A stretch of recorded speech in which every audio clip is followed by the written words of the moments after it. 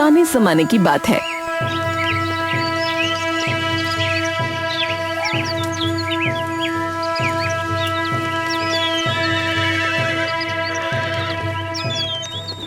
एक थे राजा महेंद्र। उनका राजकुमार शांतनु सारी प्रजा की आंखों का तारा था और राजा का लाडला एक अजीब बीमारी से पीड़ित था। हर चीज में कमी निकालने की बीमारी। आज भी दरबार लगा था और राजकुमार अपना विशेष ज्ञान बांटने में व्यस्त थे। पुत्र शांतनु, देखो हमारे राज्य की ये नई पक्की सड़क कितनी चिकनी और चमकदार है। अब प्रजा को कभी कीचड़ में नहीं फंसना पड़ेगा। पिताजी, यही तो भयंकर भूल है, इतनी चमकदार सड़क। अब कोई भी बूढ़ा या बच्चा फिसलकर सिर फोड़ लेगा। सड़क चमकदार नहीं, अपितु रूखी होनी चाहिए थी। राजा महेंद्र का चेहरा उतर गया। एक मंत्री ने स्थिति संभालनी चाहिए। राजकुमार, अब हमारी नई राशन व्यवस्था की प्रशंसा तो अवश्य करेंगे। हर घर तक आसानी से अनाज पहुंच रहा है। बस बस, यही तो सबसे बड़ा अभिशाप है। अरे अब क्या दिक्कत है पिताश्री? जनता को यदि इतनी आसानी से राशन मिलने लगेगा तो वो आलसी हो जाएगी, मेहनत करना भूल जाएगी। थोड़ा संघर्ष तो आवश्यक है। लोग 10 दुकानें घूमकर एक सिक्के में एक दाना खरीदें, तभी वे अन्न का मूल्य समझेंगे। अरे जब ये हिसाब था तो तू कहता था कि लोगों को बहुत कष्ट होता है, और अब ये बात कह रहा है। हाँ, अवश्य कहता था, परंतु कुछ बीच का रास्ता निकालिए। दरबार में सन्नाटा छा गया। राजा महेंद्र का सिर चकराने लगा। तभी बगीचे का माली एक सुंदर गुलाब का गुच्छा लेकर आया। महाराज प्रणाम। देखिए, बगीचे में नई किस्म का गुलाब खिला है महाराज। कितना सुगंधित है। वाह, हमारा बागान कितना अच्छा है ना राजकुमार? इसकी गंध बहुत तेज है। इससे लोगों को छींकें आने लगेंगी। और रंग, लाल इतना गहरा रंग है कि देखने वालों की आंखें खराब हो सकती हैं। एक फीका हल्के गुलाबी रंग का बहुत हल्की गंध वाला फूल ही आदर्श होता है। राजा महेंद्र का पारा चढ़ने लगा और तभी राजकुमार का दोस्त ध्रुव उसे बुला ले गया। आओ राजकुमार, बाहर चलते हैं, कुछ बताना है आपको। हाँ हाँ, आ रहा हूँ, चलो।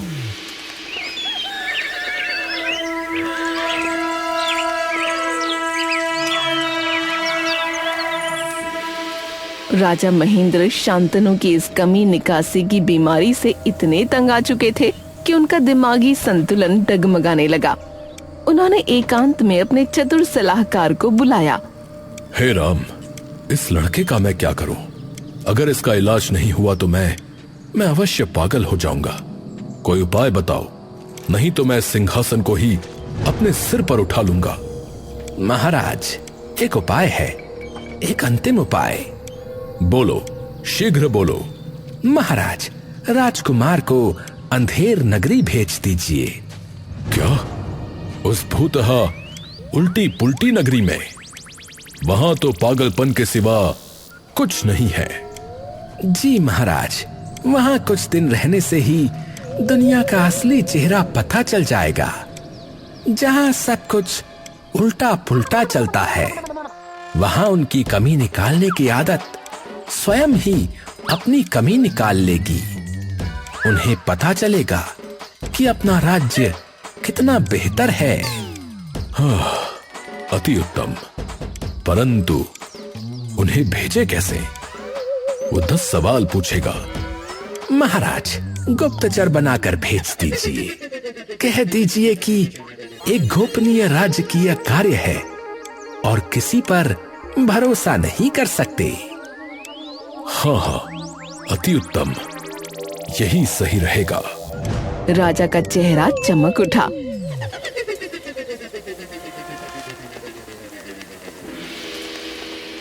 उसी शाम शांतनु को बुलाया गया। पुत्र, एक अति गोपनीय कार्य है अंधेर नगरी के राजा के विषय में जासूसी करनी है। मैं ये कार्य किसी और पर नहीं सौंप सकता। जासूसी? परंतु ऐसा क्या हो गया?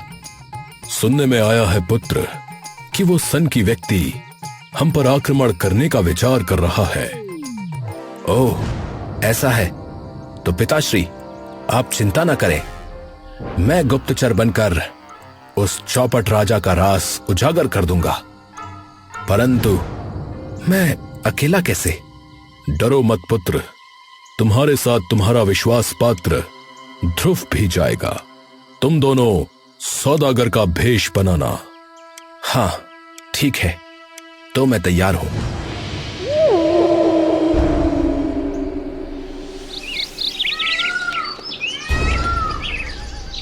अगली सुबह दो नए सौदागर शांतनु और ध्रुव अंधेर नगरी की ओर चल पड़े। कई दिनों की यात्रा के बाद वे उस विचित्र नगरी के विशाल थोड़े टेढ़े मेढ़े दरवाजे पर पहुंचे। वहां एक दरबान खड़ा था। अरे भाई रुको भाई, प्रवेश शुल्क आधा आम। आधा आम? अरे वाह, इतना सस्ता। हमारे पास तो पूरे आम है। लो भाई, एक आम, इसे आधा कर लो। अबे पगले, अबे यहाँ आधा आम नाम का एक सिक्का होता है। तुम लोग कहाँ से आए हो? सिक्का? हाँ, अब बताओ क्या दोगे, नहीं तो पीछे मुड़ जाओ। भैया, हमारे पास तो अपने राज्य के ही सिक्के हैं। लो भैया, ये लो हमारे राज्य का सिक्का। नहीं नहीं, यहाँ वाला सिक्का दो, आधा आम। अबे तू पागल है क्या? जब दूसरे राज्य से आए हैं तो हमारे पास यहाँ का सिक्का कैसे हो सकता है? अच्छा हाँ हाँ ये तो मैंने सोचा ही नहीं। अरे अजीब पागल दरबान है। लो अब ये पकड़ो सिक्का और हमें जाने दो।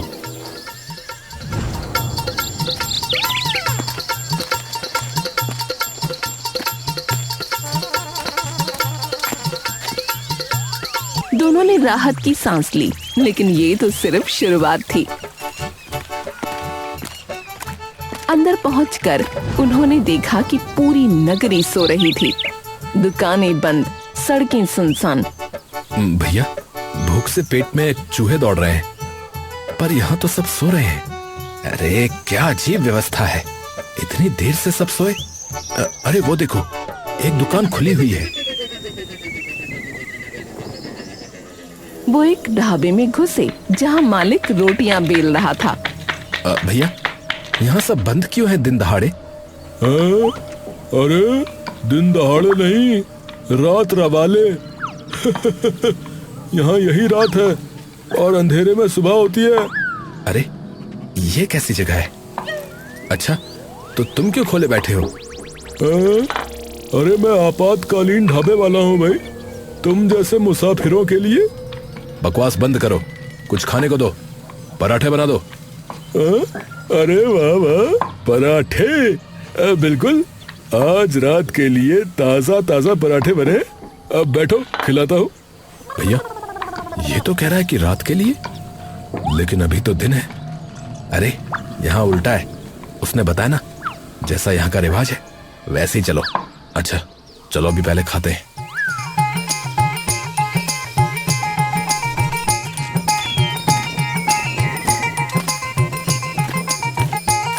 पेट भरकर अब उन्हें ठहरने की जगह चाहिए थी। एक धर्मशाला मिली, जहाँ जब वो लेटने लगे तो वहाँ का मालिक चिल्लाया, ओए, लेटना नहीं, मुसाफिरों का लेटना मना है। बैठकर या खड़ा होगा सोना, वरना। बैठकर? क्यों? क्योंकि हमारे राजा चिन्नूलाल का कहना है, लेटोगे तो सपने देखोगे, सपने देखोगे तो सुख की कल्पना करोगे, और सुख की कल्पना करोगे तो दुखी हो जाओगे।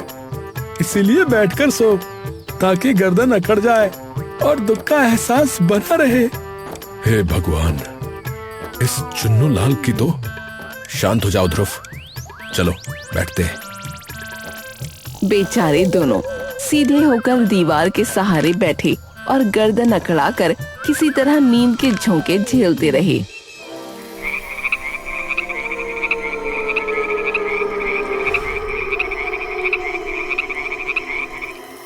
जब उनकी आंख खुली तो बाहर अंधेरा छाया हुआ था, यानी अंधेर नगरी का दिन शुरू हो चुका था।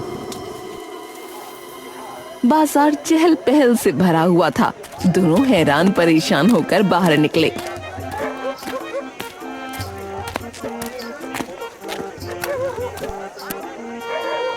ये क्या राजकुमार, अब रात हो गई और ये लोग जाग गए? बड़े अतरंगी लोग हैं। हाँ यार, यहाँ दिन रात उल्टे हैं और लोगों के दिमाग भी। चलो घूमते हैं। तभी उनकी नजर एक बड़े से सामने आए फरमान पर पड़ी। उस पर लिखा था, आज का अनिवार्य रंग गुलाबी। पूरी नगरी में हर कोई गुलाबी कपड़े पहने हुए था, लेकिन शांतनु ने तो अपना पुराना नीला अंगरखा ही पहना था।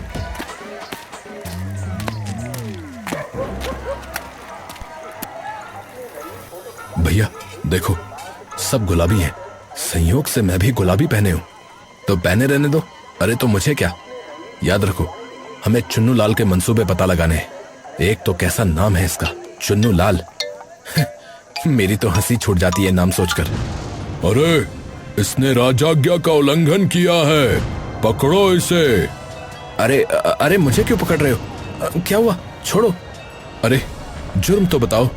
कपड़ों का रंग जुर्म है।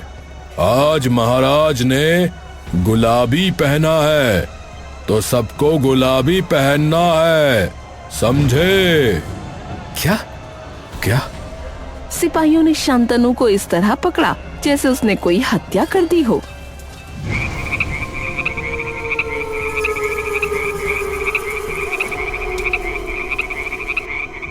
राजा चुन्नू लाल के दरबार में ले जाया गया, जो एक विशाल हरा गुलाबी कमरा था। सिंहासन पर बैठे राजा चुन्नू लाल उनकी शक्ल ही मजाकिया थी। एक आंख बंद, एक खुली, मूंछें ऐसी कि हवा का झोंका आया नहीं कि फड़फड़ाने लगे। महाराज, इस दुष्ट ने आज के अनिवार्य गुलाबी रंग का उल्लंघन किया है। इसने नीला पहनने का दुस्साहस किया है। क्या? नीला? अरे आज मुझे नीले से नफरत है। मैंने आज आसमान नहीं देखा कि नीला न दिखे, और इसने पहन लिया और तुम इसे मेरे सामने ले आए। तुम दोनों को सजा मिलेगी। अरे महाराज, हमारी क्या गलती? महाराज क्षमा करें, हमारी आंखें बहुत कमजोर हैं। हमें ये नीला नहीं, हल्का गुलाबी नजर आया। ये मेरी नहीं, मेरी आंखों की गलती है। अच्छा, तुम्हारी आंखें कमजोर हैं? तो कोई बात नहीं, पर अपनी आंखों को सजा देना घर जाके। अच्छा ठीक। जी जी महाराज, अवश्य। चल ध्रुव, यहाँ से बाल बाल बचे हैं। शांतनु ने राहत की सांस ली और ध्रुव के साथ बाहर भागा। वे बाजार की ओर निकले।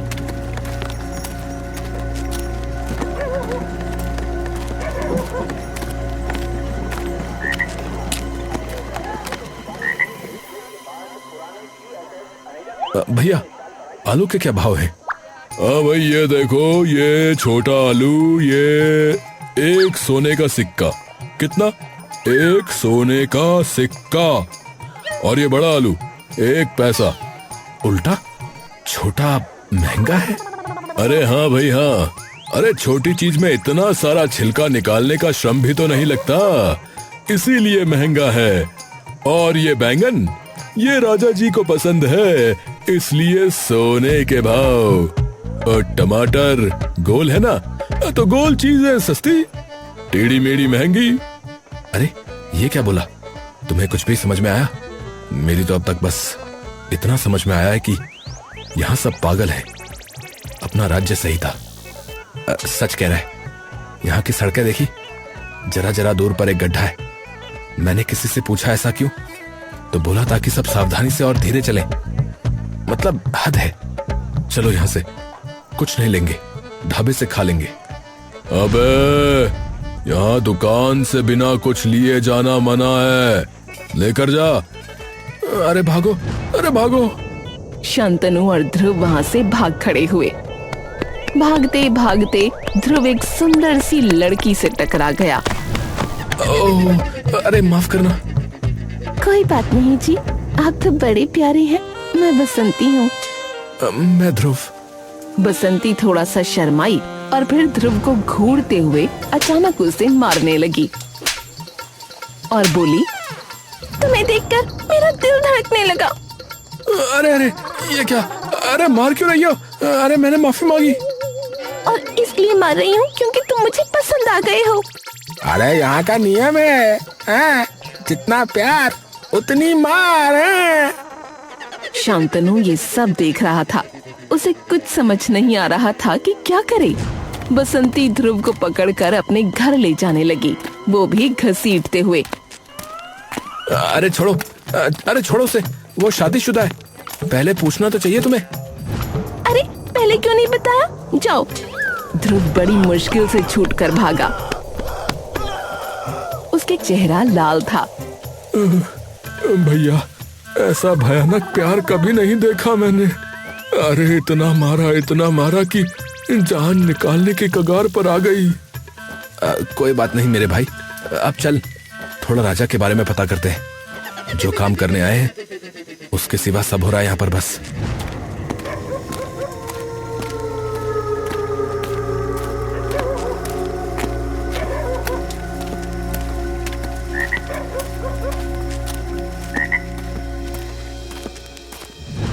उन्होंने एक चाय की दुकान पर बैठकर एक बूढ़े से पूछा, बाबा, आपके राजा कैसे हैं? अरे बेटा, हमारे राजा तो देवता है, देवता। बारिश देखी है कभी? वही करवाते हैं। सूखा वही पैदा करते हैं। भूकंप, अरे वो तो उनका पैर खुजलाने का तरीका है? पैर खुजलाने का? हाँ, और जो लोग यहाँ मरते हैं वे सीधे उनके बनाए हुए स्वर्ग में जाते हैं। स्वर्ग कहाँ है वो? राजमहल के पीछे वाली कचहरी में। हाँ, वहाँ जीवन मृत्यु का हिसाब किताब होता है। हमारे राजा जी का कहना है, जैसा रंग वैसा संग, और जैसा संग वैसा कर्म, और वैसा ही स्वर्ग। शांतनु और ध्रुव एक दूसरे को हैरानी से देखने लगे। यहाँ के लोग न केवल राजा को देवता मानते थे, बल्कि उसकी हर मूर्खता को पत्थर की लकीर मानते थे। भैया, यहाँ के लोग तो पूरे के पूरे पागल है, बिल्कुल पागल है। और सबसे बड़ा पागल है उनका राजा। पर इतना पागल राजा हमारे राज्य पर हमला करने का कैसे सोच सकता है? अरे हाँ, कहीं पिताजी को गलत फहमी तो नहीं हुई? एक काम करते हैं, वापस चलते हैं। पिताजी से कहेंगे कि कोई हमला नहीं होगा, बेफिक्र रहो। हाँ, चलो चलो, मैं पिटकर वैसे ही थक चुका हूँ। शांतनु और ध्रुव निराश होकर नगरी से भागने लगे।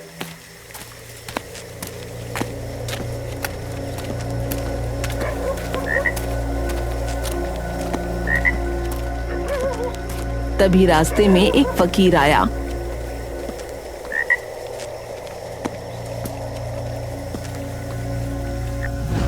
बेटा, कुछ देते जाओ, आधा आम या कुछ खाने पीने को।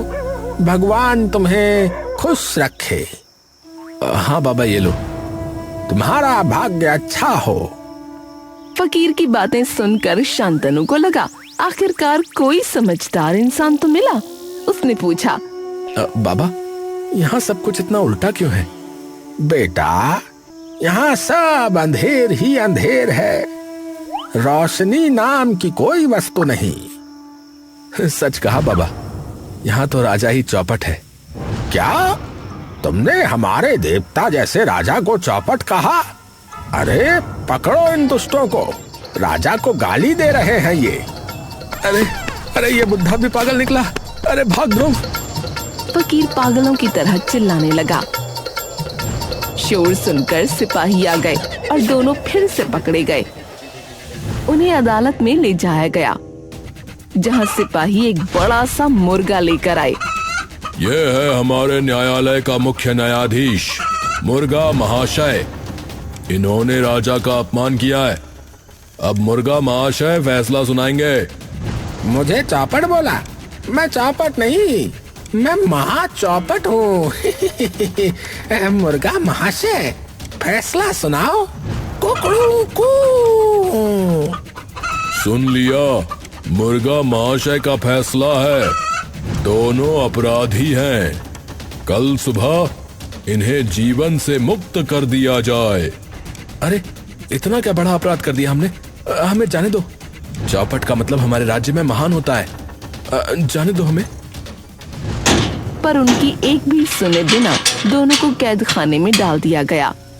यार शांतनु, हम हमेशा अपने राज्य की बुराइयां गिनाते रहे, और यहाँ देख, यहाँ तो नियम ही नहीं, सिर्फ उल्लू बनाने के तरीके हैं। सच कहा, हमने कभी अपने राज्य की कदर ही नहीं की। नियम, व्यवस्था और अक्ल की कीमत आज पता चली। एक लड़के ने वहां एक बार पिताजी को धोखे से तीर मार दिया था। पिताश्री ने उसे भी क्षमा कर दिया था, और यहाँ, हाय राम, मैंने उन्हें कितना गलत समझा।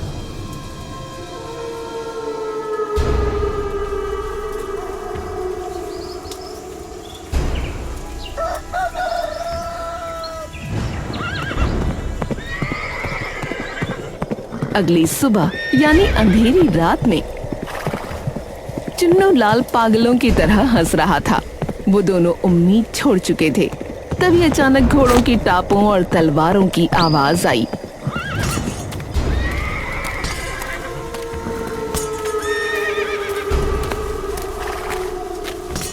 मेरे पुत्र को छोड़ दो। राजा चुन्नू लाल ने सोचा कोई आक्रमण करने लगा है। वो अकेला भागता हुआ आया और एक डंडे से राजा महेंद्र को मारने लगा। अरे दुश्मन, तुझे मेरे सामने आने की हिम्मत हुई?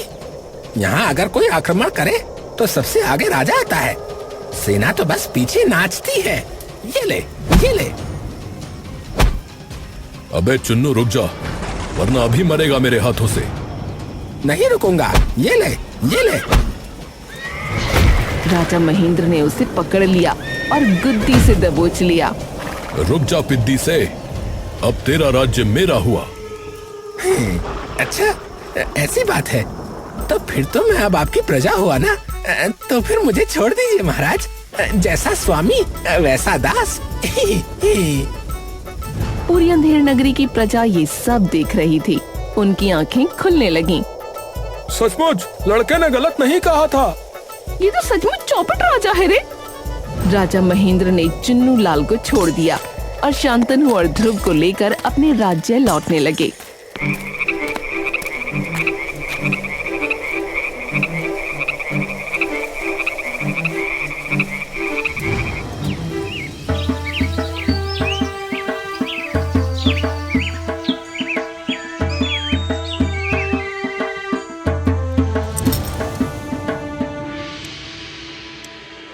पिताश्री, आज समझ आया नियम, व्यवस्था और अक्ल की क्या कीमत होती है।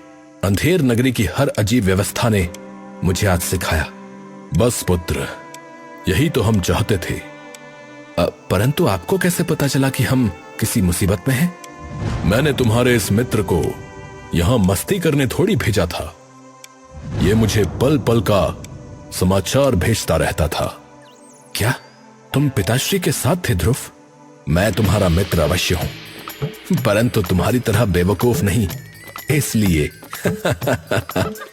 आसपास सब हंसने लगे और उस दिन के बाद शांतनु एक समझदार राजकुमार बन गया।